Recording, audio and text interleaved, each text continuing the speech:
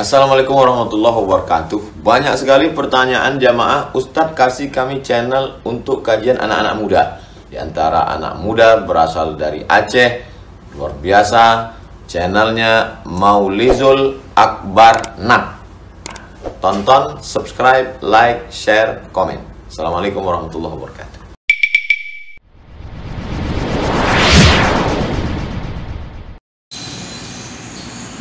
Assalamualaikum warahmatullahi wabarakatuh. Alhamdulillahi rabbil alamin. Wa bi ni'matihi tatimmu shalihat.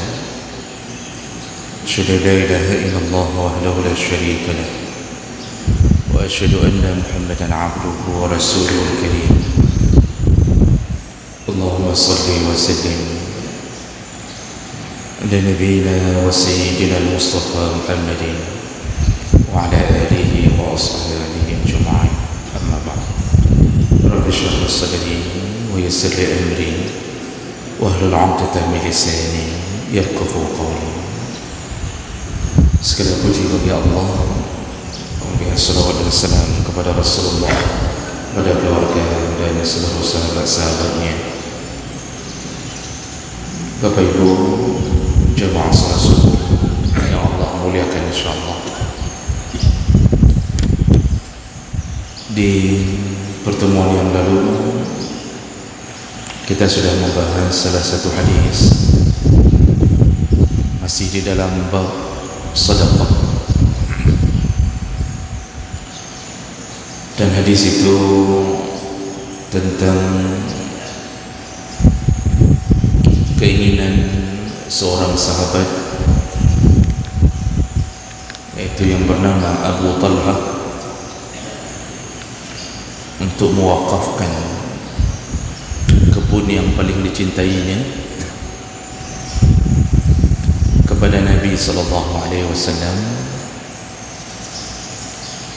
dan itu karena turunnya ayat, yaitu Ali Imran ayat 92 yang berbunyi lan tanalul birra hatta tunfiqu mimma tuhibbun. Kamu tidak akan menerima kebaikan yang sempurna sampai engkau menafkahkan apa yang paling engkau cintai. Dari ayat ini Abu Talha, karena dia paling mencintai kebunnya ini, maka langsung dia mengatakan kepada Nabi, dia menginfakkan kebunnya kepada Nabi, dia wakafkan berdasarkan keinginan untuk mendapatkan pahala yang sempurna. Di pelajarannya yang minggu lalu adalah, kalau ingin memberikan infak, berikanlah infak dari harta kita yang terbaik. Berikanlah sesuatu yang kita pun suka, karena di antara salah satu keburukan orang yang bersedekah, dia bersedekah dengan yang buruk, dengan hartanya yang dia sendiri pun tidak suka. Yang dia tidak sukai dia kasih ke orang yang dia suka untuknya. Nah, begitulah kebiasaan orang. Makanya ketika urusan-urusan berinfak, Allah minta yang terbaik kalau mau dapat pahala yang sempurna. Coba lihat contohnya dalam kurban. Dalam kurban, kalau mau pahala sempurna, maka sunnah mencari binatang kurban yang tidak ada aib, yang sempurna, tanduknya tidak terpotong telinganya, dan cari yang paling sehat, paling gemuk, kemudian yang paling disukai yang berwarna putih bersih. Kalau tidak ada yang cari yang berwarna agak kekuning-kuningan kata para ulama. Kalau tidak dapat juga cari yang berwarna abu-abu. Tidak dapat juga cari yang berwarna coklat. Tidak dapat cari yang berwarna belang-belang, al-balqa, berwarna belang-belang antara hitam dan putih. Tidak dapat juga, barulah pilihan terakhir warna hitam. Sampai begitu diatur dalam fikih kurban. Kenapa? Karena Nabi ketika berkurban selalu mencari yang sehat, lalu berwarna putih bersih. Jadi itu pilihan kalau mau kasih ke Allah. Dulu Qabil dan Habil ketika disidang oleh Allah untuk menentukan pilihan di dunia, siapa yang berhak mendapatkan istri yang diinginkan, salah satunya adalah dengan cara berkurban.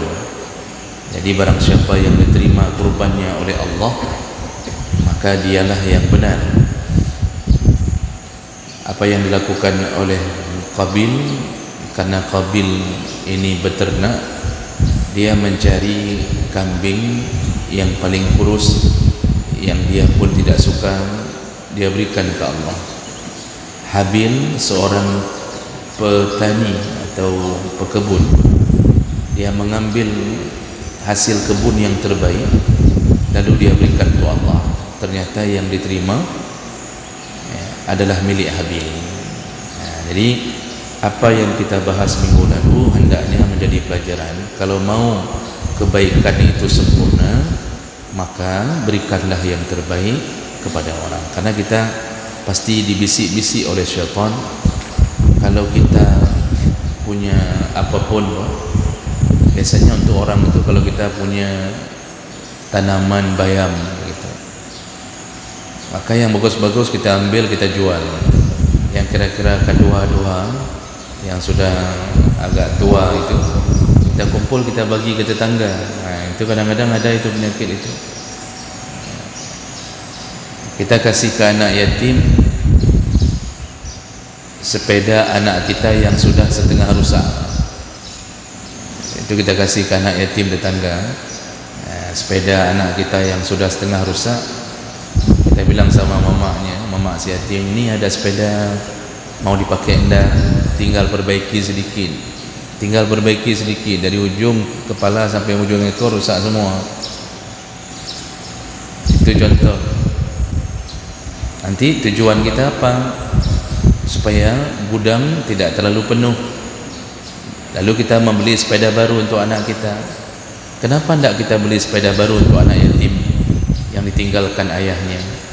Kan begitu ceritanya. Nah, itulah cara kita berfikir. Allah telah mengatakan, engkau tidak akan menerima kebaikan yang sempurna dari Allah, yaitu surganya, kecuali engkau betul-betul memberi apa yang engkau cintai.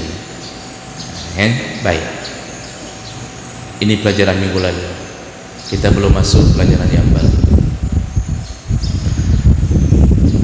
Kemudian kita sambung hadis berikutnya, masih di dalam bab anjuran bersedekah. Jadi ini tidak kita lewatkan Bapak, Ibu, tidak kita lewatkan hadis-hadis yang penting dalam urusan sedekah. Kebetulan banyak hadisnya menunjukkan bahawa Rasulullah selalu bernasihat, memberi nasihat tentang sedekah. Kenapa begitu banyaknya hadis tentang sedekah? Sedekah adalah salah satu penolong paling kuat di akhirat. Bahkan ketika mau meninggal pun, orang yang kurang sedekahnya bermohon-mohon untuk ditunda nyawanya, ditunda dicabut nyawanya, hanya untuk meminta waktu sebentar untuk bersedekah. Maka sedekah sangat dikuatkan oleh Nabi sallallahu alaihi wasallam. Hadis berikutnya dari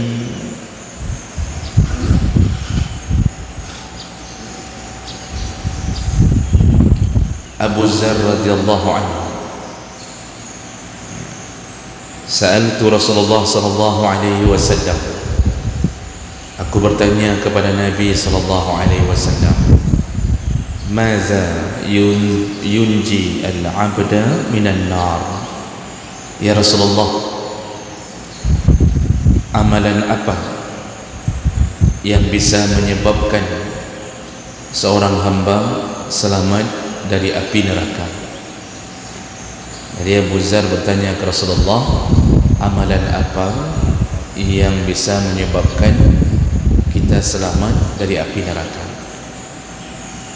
Ini pertanyaan orang-orang di masa lalu yang takut dimasukkan ke dalam neraka.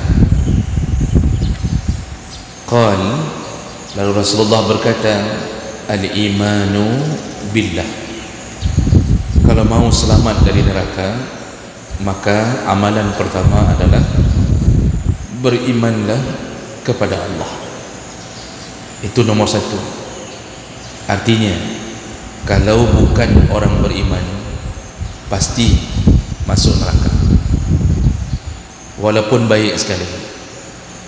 Makanya orang kafir dijamin neraka, dijamin. Hari ini kita yang punya kebanggaan tentang kehidupan di Amerika, kehidupan di Australia, sampai kita mimpi-mimpi agar bisa ngambil S2, S3 di Eropa.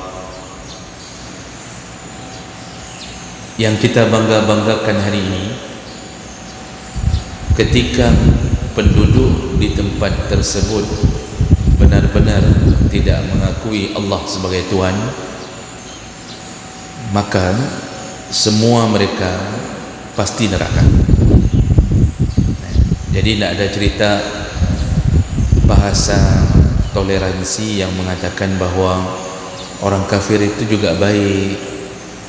Masa orang baik dimasukkan ke neraka? Tidak. Allah yang bilang orang kafir itu pasti neraka, walaupun baik. Kebaikannya dihitung Allah di dunia. Allah tunggu mereka mengakui Allah sebagai Tuhan. Begitu tidak diakui sampai mati, maka seluruh kebaikan yang mereka lakukan habitat, dihapus oleh Allah, tidak diakui sama sekali. Bapak-bapak, ibu-ibu, kalau kita punya 9 orang anak, kalau kita punya 9 orang anak, yang satu anak tidak mengakui kita sebagai bapaknya, tapi orangnya baik. Satu orang anak tidak mengakui kita sebagai bapaknya, yang membuat keberadaan dia. Kira-kira apa sikap kita, Pak? Kita tidak diakui oleh satu orang anak kita ini sebagai ayahnya. Kira-kira apa sikap kita? Apakah kita akan mengatakan, ya tidak apa-apalah nak, walaupun engkau tidak mengakuiku sebagai ayahmu, tapi aku tetap mencintaimu, tapi aku akan memberimu begini begitu. Apakah begitu, Pak? Ada yang begitu, tapi dalam sinetron, Pak. Dalam sinetronnya laginya. Di dunia nyata, apa ni nak tersipak apa punggung ni? Kita makan mengatakan ikah anak akui ke sebagai ayah, ya. Pergi kejar anjing, enggak boleh lagi tinggal di rumah ni. Ambil baju semuanya, berangkat. Kan begitu dunia nyata. Sinetron yang pegah tadi seperti kita sebutkan tadi. Kita baru anak saja tidak akui kita tak akan mau lagi mengakui kebaikannya. Allah mencipta, memberi rezeki, tak diakui sebagai Tuhan. Bagaimana bisa masuk ke dalam surganya Allah? Maka tidak perlu berfikir seperti orang-orang yang hari ini merasa paling logika dalam berfikir, yang mengatakan semua agama benar. Tanpa iman kepada Allah, haram surga untuk mereka. Makanya syarat utama masuk surga iman. Kalau sudah beriman, walaupun walaupun berdosa lalu masuk neraka lebih dahulu, tapi imannya bisa membuat dia keluar kembali dari neraka.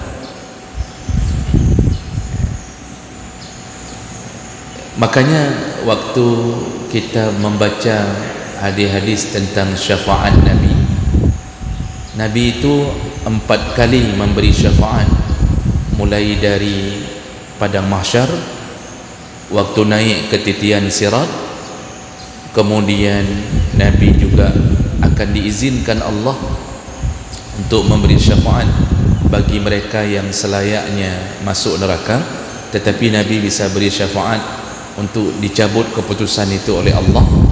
Dan yang terakhir, syafaat Nabi menyelamatkan orang-orang yang di dalam neraka. Makanya hadis Nabi menyebutkan setelah semua orang mukmin yang dibakar oleh Allah dengan dosa-dosanya, pemakan riba, penzina, pencuri, pemimpin yang berbohong, yang terpilih dengan kecurangan, tim sukses yang curang, caleg yang membayar-bayar orang 300.000 untuk dipilih, pokoknya semuanya dalam neraka ila mandum. Setelah dalam neraka, nanti di ujungnya baru Nabi datang diizinkan memberi syafaat, sampai dalam hadis disebutkan isi neraka tidak ada lagi yang mengucapkan, tidak ada lagi seorang pun yang pernah mengucapkan kalimah la ilaha illallah. Yang tertinggal hanya orang-orang kafir. Jadi semua yang mengakui Allah sebagai Tuhan, walaupun bangsat, bajingan, macam-macam kejulukan, nanti keluar dari api neraka, tapi sudah jeruak lebih dahulu, Pak. Sudah apa jeruak?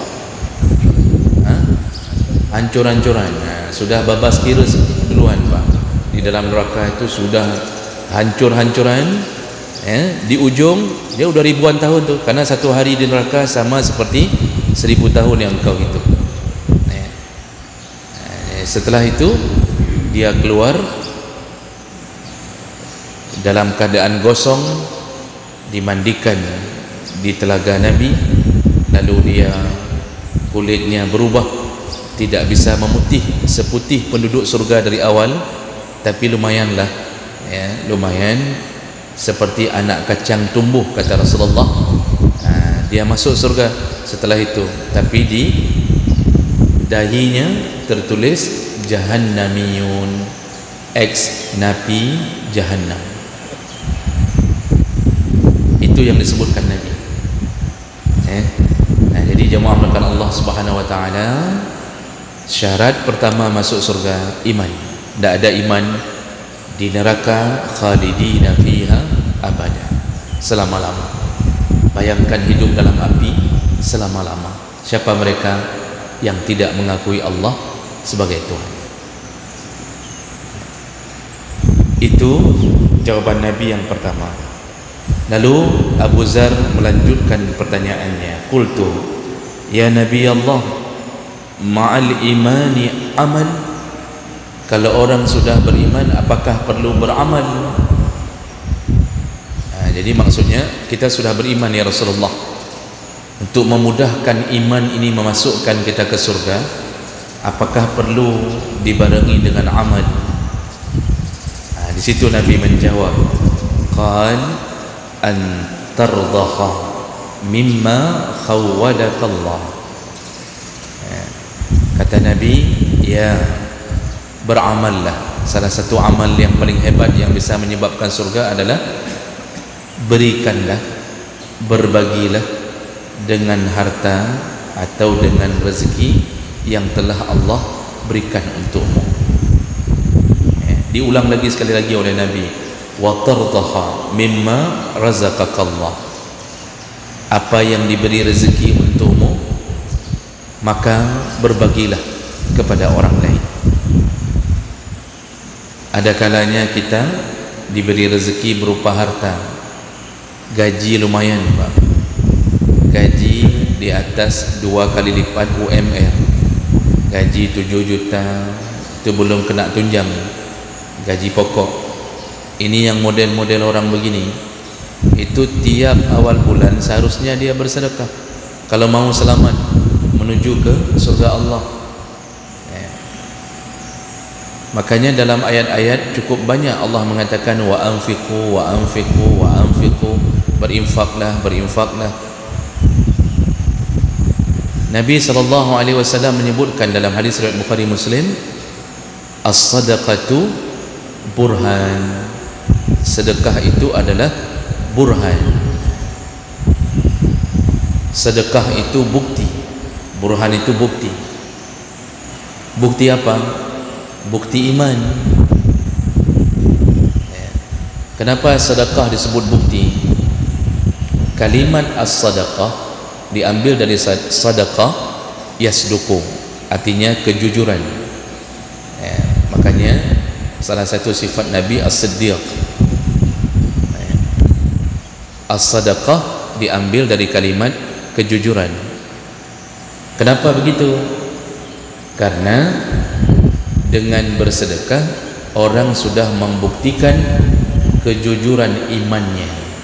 Begitu penjelasan para ulama. Makanya kalau ada orang yang hanya beriman, salat jamaah tidak pernah tinggal, umrah hampir setiap tahun, haji sudah, kemudian salat tahajud Masya Allah, salat duha pun tidak pernah absen, tapi kriyat mati, itu sebenarnya imannya bermasalah. Kita ini kalau untuk amalan pribadi dengan Allah itu biasanya pengorbanannya tidak teruji, Pak. Pengorbanannya tidak teruji karena pasti kita memikirkan diri kita. Kita salat, kita pikirkan ya Allah jangan masukkan aku ke neraka, semua pikir diri. Tapi begitu kita mulai mengeluarkan sebahagian dari Allah, sebahagian apa yang Allah beri kepada kita, nikmat yang Allah beri, itu butuh pengorbanan. Yang capek cari rezeki kita, yang beruntung menjadi pegawai di kantor itu kita, yang sudah berulang kali tes PNS baru lulus kita, tapi begitu dapat gaji, iman mengatakan kasihlah ke orang sakit, janganlah engkau makan sendiri. Itu kita membuang ego untuk menyelamatkan sesama kita. Mulai kita berfikir ke tetangga, orang tua, saudara yang miskin. Dan amal itu adalah bahagian daripada pembuktian iman. Makanya dari awal sudah disebutkan dalam banyak ayat dan hadis, sedekah paling mudah memasukkan orang ke surga. Kalau amalan pribadi bisa, tetapi tidak lempang seperti amalan yang berhubungan dengan muamalah dengan orang lain. Nah, jadi jemaah melakukan Allah Subhanahu wa taala, Nabi mengatakan iman, lalu kemudian mau mudah masuk surga, berbagilah dari apa yang engkau dapatkan. Oh, rupanya kita tidak ada gajinya, kita kerja serabutan, tapi kita punya pohon mangga di depan rumah, kita punya pohon pepaya, Pak. Ketika panen mau masuk surga, berikanlah kepada orang-orang sekeliling kita, termasuk ustaznya, yang ambil tua ni. Jadi bawa tu pepaya, pokan. Ini yang kalau tinggal di Takengon, kalau sudah pulang, kalau sudah bawa. Jadi jemaah melakukan Allah Subhanahu wa taala. Begitu juga orang-orang yang mungkin tak punya apa-apa. Kalau sudah tak punya apa-apa, kita lanjutkan pertanyaan dari Abu Zar. Lalu Abu Zar nanya lagi, qultu ya Nabi Allah, fa in kana faqiran la yajidu ma yurdah. Bagaimana kalau orangnya miskin ya Rasulullah, dia tak punya harta untuk berbagi? Miskin ya Allah, miskin ya Rasulullah, tak ada gaji, tak ada uang. Dulu kan banyak, Pak, golongan muhajirin itu ketika sudah hijrah ke Madinah itu rata-rata miskin. Apa yang bisa dia lakukan untuk bisa masuk surga dengan mudah kalau orangnya miskin? Kemudian Rasulullah mengatakan, ya'muru bil ma'ruf wa yanha 'anil munkar. Kalau kita tidak punya apa-apa, hiduplah di tengah-tengah masyarakat dengan amar ma'ruf nahi munkar. Artinya ajaklah orang berbuat baik, ajak tetangga, ayolah salat subuh berjamaah, di sana ada pengajian, di sini ada pengajian, ajaklah. Lalu nahi mungkar, cegahlah kemungkaran. Kalau kita tak mampu melakukan, lapor ke ketua komplek. Kalau ada orang pacaran di samping rumah kita, jangan diam saja, digrebek. Tak sanggup grebek sendiri, ya bersama-sama. Ini wajib dilakukan kalau mau selamat. Seandainya pun kita tak punya harta, kita bisa dihitung seperti bersedekah dengan amar ma'ruf nahi munkar. Jadi harus dua-duanya, Pak. Kebiasaan orang Yahudi hanya melakukan amar ma'ruf, tidak melakukan nahi munkar. Jadi mereka hanya ya'muruna bil ma'ruf wa la yanhauna 'anil munkar. Ini kebiasaan pendeta-pendeta Yahudi. Kalau ngajak orang berbuat baik, mari kita berbuat baik, tapi begitu ada kemungkaran tidak dicegah, akhirnya hancur. Penyakit-penyakit Yahudi hari ini muncul. Banyak ustaz hanya mengajak-ngajak kepada kebaikan, ceramah kebaikan, ayolah bersedekahlah segala macam, tapi ketika berhubungan dengan nahi mungkar dia tidak lakukan. Bahkan dia kadang-kadang punya jabatan di pemerintahan yang ada hak untuk bersuara. Bayangkan kota Lok Semawe, Pak, begitu banyaknya orang-orang yang melakukan maksiat, orang yang punya kuasa di pemerintahan, yang dikenal sebagai orang alim, orang yang istilahnya paham ini bahaya bagi kehidupan kita. Pernahkah terdengar suaranya beramar ma'ruf nahi munkar? Ada satu keputusan surat yang menyatakan bahawa tidak boleh berdua-duaan atau razialah. Jadi razia orang-orang yang membonceng bukan pacarnya.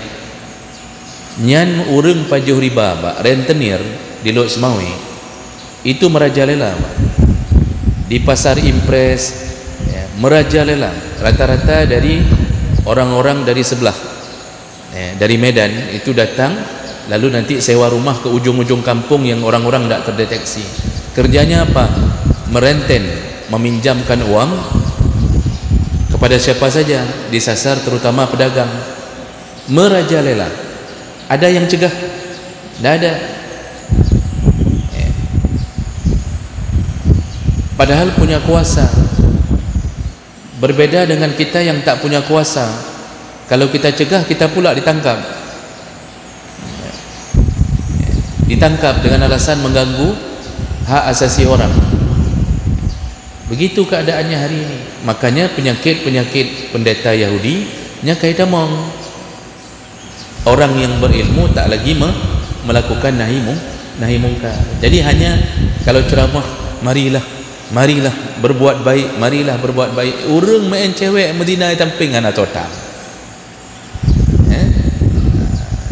Oleh kerana itu, ini salah satu pengganti sedekah adalah beramar ma'ruf nahi munkar. Lalu kemudian ditanya lagi oleh Abu Zar, qultu in kana la yastati' ya'muru bil ma'ruf wa la yanha 'anil munkar. Kalau dia nak mampu, ya Rasulullah, tak punya kuasa, dia tak berani, atau mungkin dia lemah dalam urusan ini, tak berani beramar ma'ruf nahi munkar, apalagi yang harus dilakukan, ya Rasulullah, agar dia bisa masuk surga berbarengan dengan imannya? Apa jawaban Nabi? Falyu'in al-akhra, tolonglah orang yang tidak punya kemampuan untuk mencari nafkah. Maksudnya akhra itu dia orang tak punya skill, tidak punya kemampuan untuk bekerja, disuruh latih untuk bekerja. Misal kita temukan pak saudara kita tidak tahu mau buat apa, sedangkan kita punya keahlian bengkel misal, atau kita punya keahlian bercocok tanam atau apa, kita ajak dia daripada nganggur ikut saya, lalu kita latih dia sampai dia bisa mencari nafkahnya sendiri. Jangan fikir itu pekerjaan sia-sia, itu adalah pekerjaan yang ternyata dihargai oleh Allah dan Nabi, membuat orang yang tak mampu bekerja menjadi mampu bekerja. Kadang-kadang kan ada, saya lihat tukang-tukang bengkel Pak, yang senior-senior itu ada kebaikan yang dia buat Pak. Dia ajak anak-anak yang lulusan SMK, udah kerja di sini, kerja aja di sini udah. Nanti ternyata orang itu terlatih, lalu dia kemudian bisa bekerja. Cuma masalahnya mandua anak itu mayang, yang senior bengkel tak solat, yang diajarkan pun tak solat. Nah, itu penyakit paling banyak Pak. Bantu orang bantu, tapi kunci untuk dihitung amal tak ada. Maka hati-hati dengan penyakit dari syaitan yang menutup jalan. Kita tidak diajarkan oleh syaitan, jangan ajarkan orang, takut nanti menjadi saingan. Maka saya lihat ini penyakit ibu-ibu, kalau sudah pintar buat roti Pak, itu ketika tetangganya mengatakan, hai numpur nolong, ajarlah kayak mana cara buat roti, saya juga nak tahu mau buat apa, kan? Misal ada dia pintar buat buat tetangganya tidak bisa buat pernah dicoba-coba sendiri, bukan jadi Pak, jadi lontong. Lalu tetangga ini mengatakan kepada si ibu yang ahli ini, hai numpur nolong, ajarlah kayak mana cara buat Apa kata tetangga ini? Coba-coba ajalah sendiri, nanti bisa sendiri dia. Saya pun dulu coba-coba sendiri. Dia tidak berani kasih. Kenapa?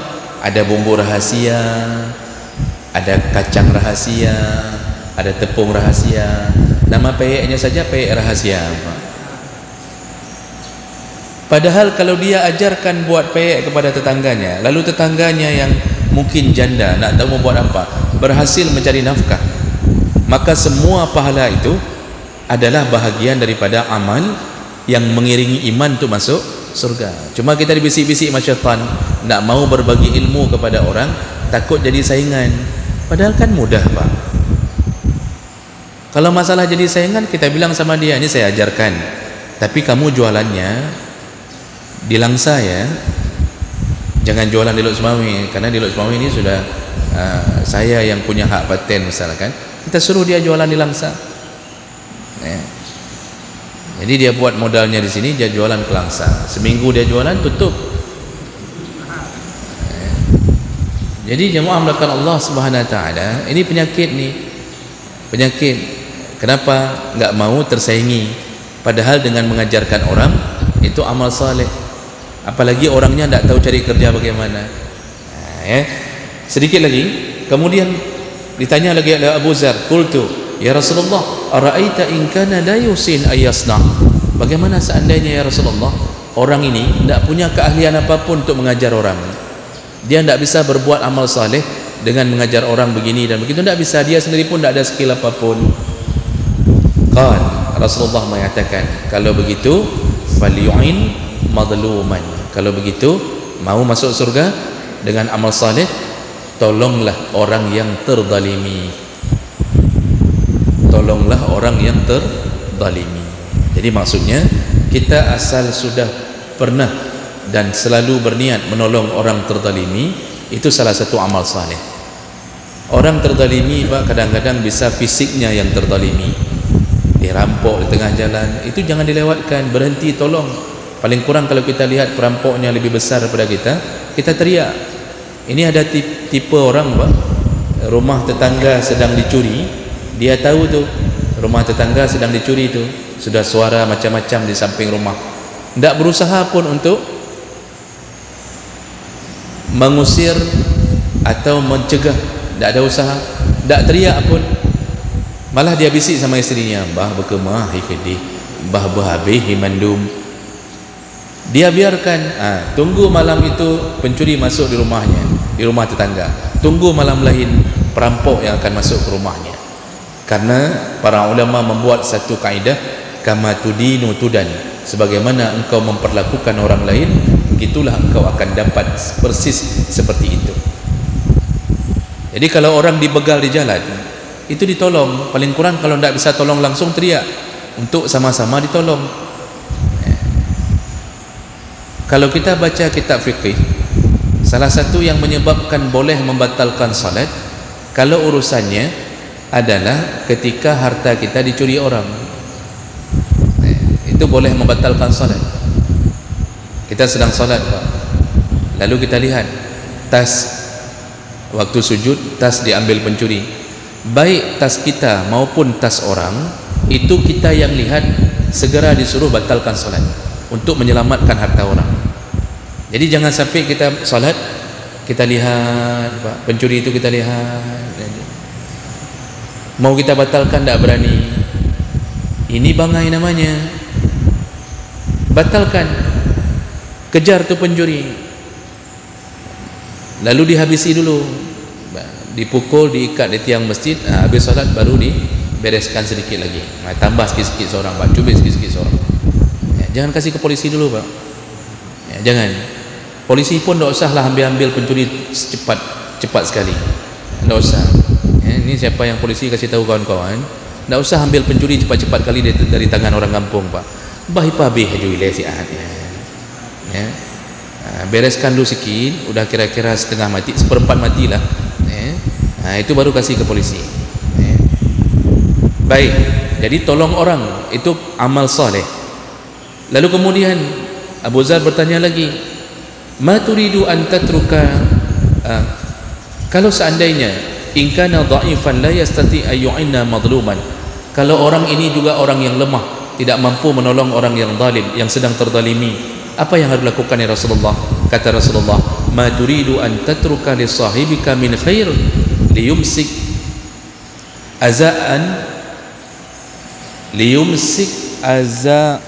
aza'un 'anil nas. Ya. Kalau engkau tidak bisa menolong orang yang terzalimi, maka berikanlah kebaikan untuk orang dengan cara tahanlah keburukanmu dari orang. Ya, jadi kalau tidak bisa buat apa-apa untuk orang, paling kurang kita disebut beramal saleh, jangan merusak orang. Jadi kalau tidak bisa berbuat baik untuk orang, jangan memberi mudarat untuk orang. Nah, itu sudah baik, Pak. Jadi duduk di komplek, duduk di kampung, kalau tidak bisa bermanfaat untuk kampung, paling kurang jangan memberi mudarat untuk kampung. Duduk di rumah, kunci pintu, jangan buat provokasi di kampung, jangan mencuri, jangan buat, pokoknya tahan, jangan sampai ada kejahatan yang menyebabkan orang lain. Itu pun sudah baik kalau kita tidak mampu melakukan kebaikan yang lain. Tahan keburukan kita, jangan ke orang lain. Yang terakhir, lalu Abu Zar bertanya lagi, ya Rasulullah, ira'ita in fa'ala hadha yudkhilhul jannah, ya Rasulullah, seandainya semua amal itu dilakukan atau salah satu amal itu dilakukan, apakah orang yang melakukan itu pasti masuk surga? Maksudnya dia tidak sanggup melakukan semua, satu saja, sampai yang terakhir tadi dia hanya salat, puasa, tapi untuk kampung tidak bermanfaat, tapi dia juga tidak memberi mudarat, tapi dia baik.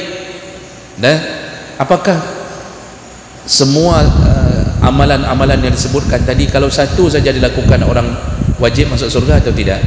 Jawaban Nabi, ma min abdin mu'min yusibu khaslatan min hazil khisal, kalau seorang mukmin telah melakukan salah satu dari amalan ini, illa akhazat biyadihi hatta tudkhiluhul jannah, maka tangannya pasti dipegang oleh Allah lalu dibawa ke dalam surga. Hadis sahih riwayat Baihaqi. Lihat Bapak Ibu, kesimpulannya, ternyata setelah beriman lakukanlah salah satu amal saleh. Kalau salah satu amal saleh yang disebutkan tadi kita lakukan, tak mesti semua, kata Nabi, pasti tangannya digenggam oleh Allah untuk dimasukkan ke dalam surga. Maka wajar kalau seorang pelacur yang kemudian memberi minum seekor anjing ternyata surga, ya. Wajar seorang pemuda di Bani Israel memindahkan batang pohon supaya orang lain tidak terhalang jalannya, ternyata surga. Makanya insya Allah Pak, ini wajah-wajah kita ni insya Allah wajah-wajah surga. Apa yang kita lakukan lebih daripada memberi minum seekor anjing? Apa yang kita lakukan lebih daripada memindahkan batang pohon di jalan? Makanya selama udip belela pubuk God, semoga Allah Subhanahu wa ta'ala mengumpulkan kita kembali di dalam surganya. Amin ya rabbal alamin.